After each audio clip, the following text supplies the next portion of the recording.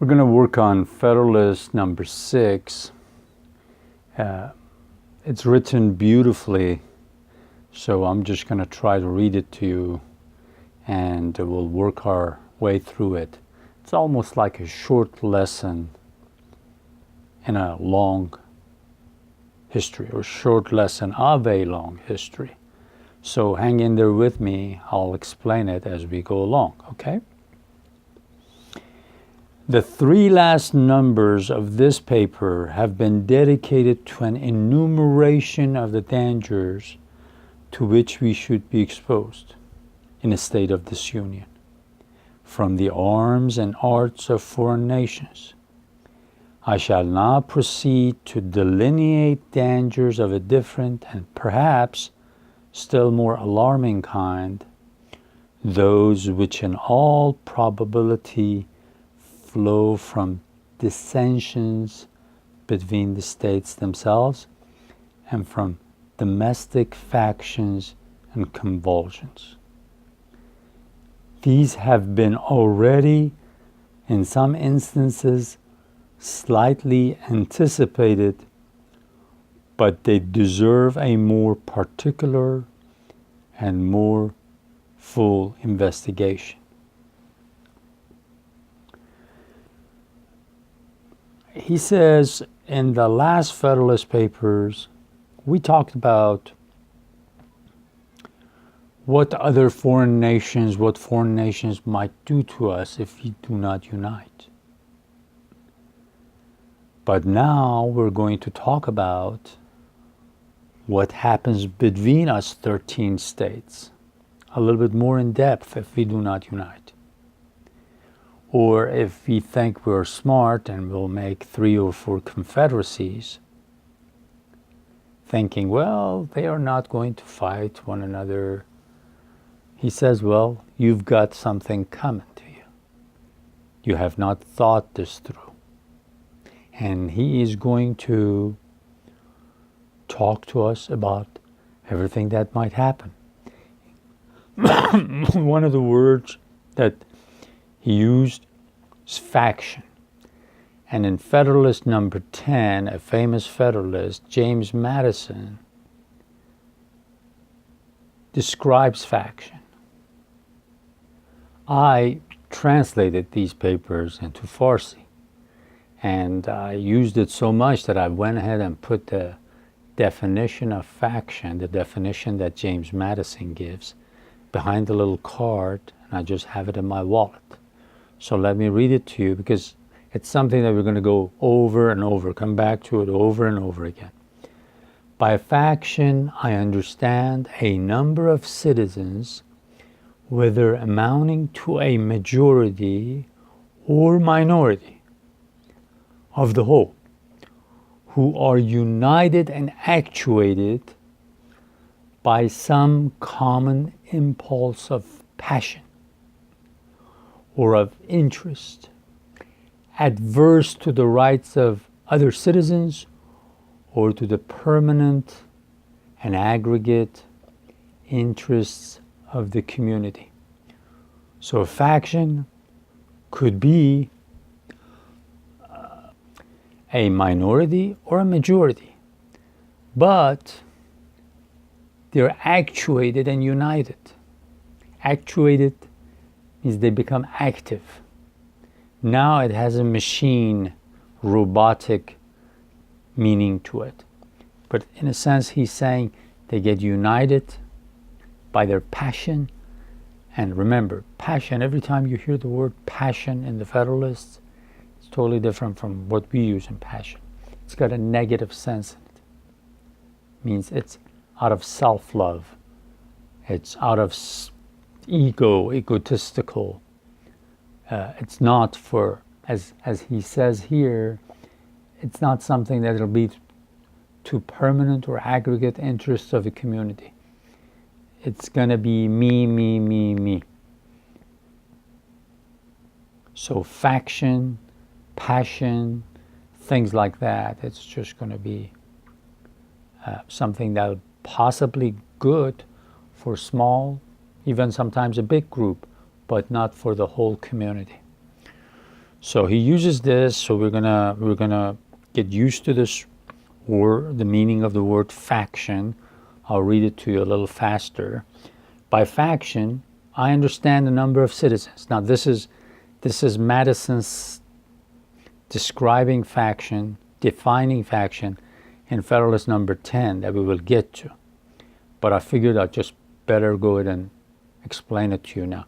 By faction, I understand a number of citizens, whether amounting to majority or minority of the whole, who are united and actuated by some common impulse of passion or of interest. Adverse, it's like the word adversary, somebody who could be your enemy, who could be on the opposite side of issues with you.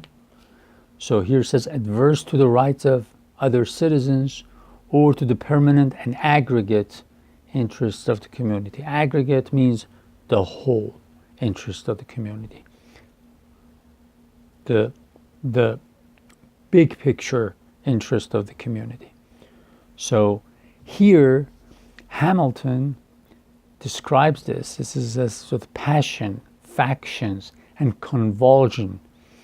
You know, when right now when somebody goes in a shock, their body goes into convulsion. So here, convulsion again. It's showing that there's a symptom in the body. It's a symptom showing that there is something wrong with the body. Your body is reacting to something. So he says, I'm going to set the stage for you. I'm going to review a long history that will be useful to you in a few pages. And you tell me whether the 13 states or the 3 or 4 confederacies that might come out of these 13 states are not going to go to war. You're fools if you think they're not going to go to war. That's our business here. Our business is here to tell you we need a new constitution, the one we've been talking about. This new constitution is going to replace the Articles of Confederation, which is a joke because it's not doing anything that'll be for the long-term prosperity of us. This is almost, in our case, it's almost like what I've said before, the United Nations. The only thing they're united in is getting every once in a while in that building in New York City. They do some good, but look at what's going on around the world. They can't do anything if the 5 Security Council members decide, 5 permanent Security Council members decide they don't want to do anything about it. So it's a joke. It's like the Articles of Confederation. So we are, in reviewing the Federalist Papers, we are getting started to study federalism in the United States and abroad, do a comparative study, and in a few generations, hopefully come up with a plan for a union that will actually have teeth, can get things done all around the world, defend liberty, defend human rights, and not be selective in defending human rights like it is happening right now. Right now, depending on these 5 permanent Security Council members, what they think is human rights and what is not, that's how things get looked at, that's how things get paid attention to. So we're going to go through this Federalist Paper 6. He uses beautiful sentences, and we'll just talk about every line and excuse me, and reflect on it, see how it relates to our lives and our future, the future generations the health of this planet. Look at us. 10 days ago in the United States, the only thing they knew of this hurricane was, oh, this hurricane is going to come. They'll show you some pretty pictures on TV screens, on radars. And when it hit, then they realized, oh my God, this is not a joke. When it comes, it doesn't recognize, differentiate between black, brown, white, whatever, Muslim, Christian, Jew, Buddhist, Hindu. It does not discriminate between any of them. That natural disaster happens, come after you, me, everybody else. Human family. So we have to get this tribal outlook out of our heads and think about the future.